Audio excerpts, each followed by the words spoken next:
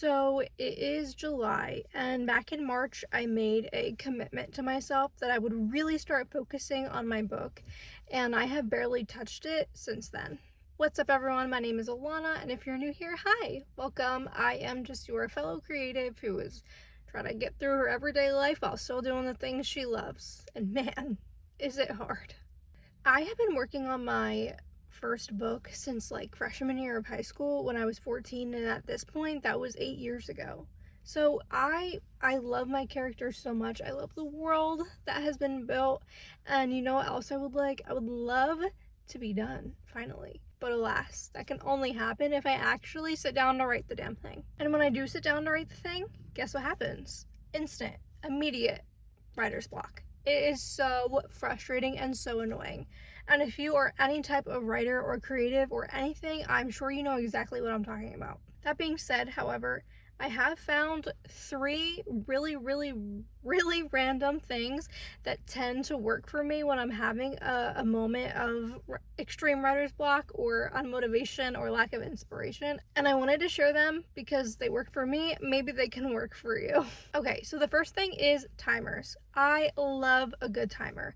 For me, timers are kind of like body doubling, which I also really like, except you don't have to worry about being on somebody else's time. You don't have to reach out to anyone. This is something that you can do on your own. I honestly think that I discovered that timers work for me while I was in college because I always, shockingly, procrastinated my work. And so I would pull out the timer, get it done, and the one that I love, it's my favorite one. I'll actually like insert it somewhere and maybe put it in the description.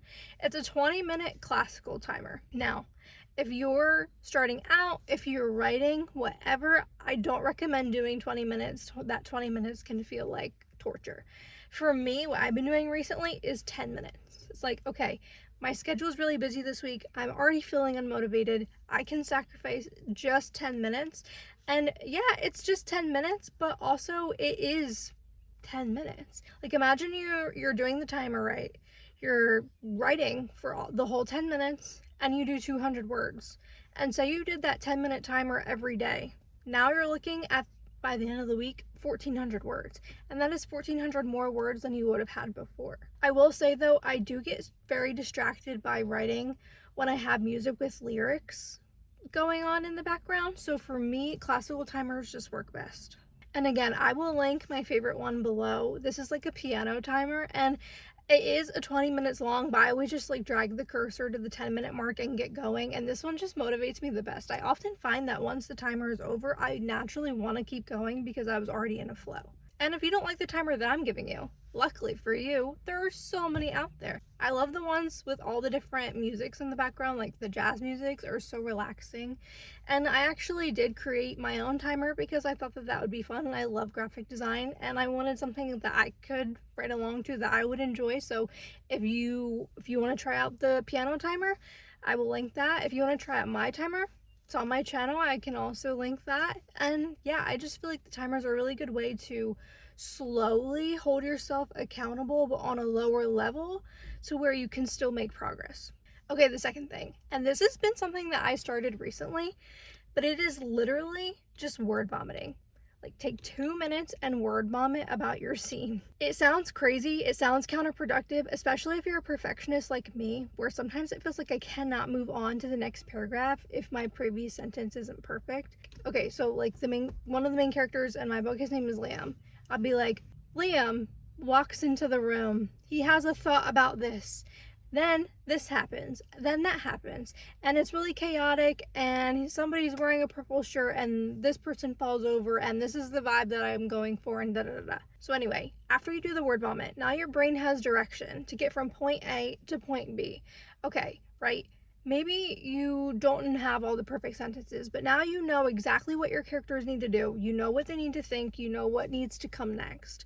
And honestly, for me, when I take the pressure off of this way, I end up writing lines that I actually like to keep in. Like, oh my gosh, that's a really funny thought that he had. He should have that when he enters the room. So it's literally taking the pressure off of you and off of your creative perfectionism to where you can actually get done what you need to get done in terms of writing. I also wouldn't recommend doing this for too long either, though. Sometimes I'll just be like, okay, for the next 5 minutes, I'm just gonna word vomit this out. This is all that needs to happen.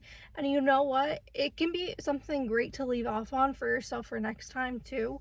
Because now when you open your computer, you go, oh, this is exactly what needs to happen. I know the order and I can get started. Okay, and my last tip is gonna probably sound very counterproductive, but it is to like take a break for a second and consume some sort of art that you know will motivate you.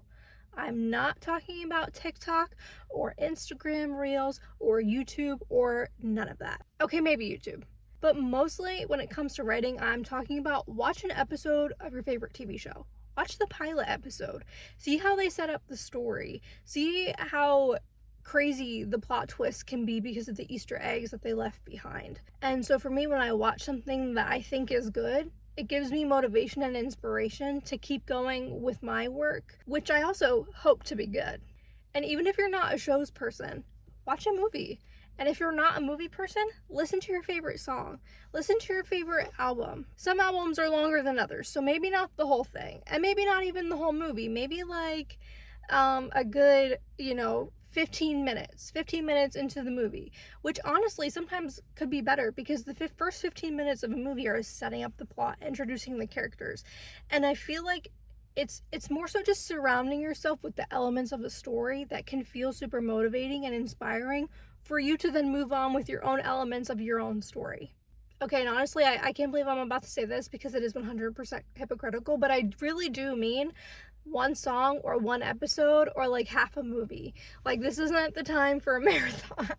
This is totally something that I would do. I would get way too invested in the show and then want to keep watching the show and not write. But that's not what we're gonna do. We're aiming to be better. So these are the 3 very random tips that I have that have helped me, and I truly hope that they can help you. I really have been struggling lately, but I also have been trying to put effort in where I can, and then I find that I am feeling very motivated or very uninspired, and I have subconsciously been doing these things. So when I kind of stopped to think about it recently, I was like, wait, these 3 things do help me, and a lot of it I think is just taking the pressure off. As a writer, it literally feels like the world is on your shoulders, which, like, save that for your characters, okay? Like, you don't need to be the superhero, you don't need to be the protagonist, like, it's fine. And something else that I've been trying my darndest to learn is that progress beats perfection every time. Progress beats perfection, and something is better than nothing. Eventually, you do have to, grease the wheel. But sometimes when you're just starting out, or when you've had a tough day, or if you're like me and you have a regular full-time job, I work in retail, so I get home and I'm a little bit cranky sometimes, or tired or exhausted. Those 10 minutes of doing something can instantly make your day feel better. It can make you feel productive, and you are still making progress. And also, it is nice to hear about other people's unconventional things sometimes. Like, I love these types of videos. I've always looked for solutions, and it'll be like, outline, or just get rid of your writer's block, or writer's block isn't real, or like whatever, something like that. Sometimes it is. Sometimes you can't just outline. Sometimes you can't just pants. So yeah, if you have any tips that worked for you, I would love for you to share them with me. I value them so much, and I wish you luck on your writing adventures, and I'll see you in the next one. Bye.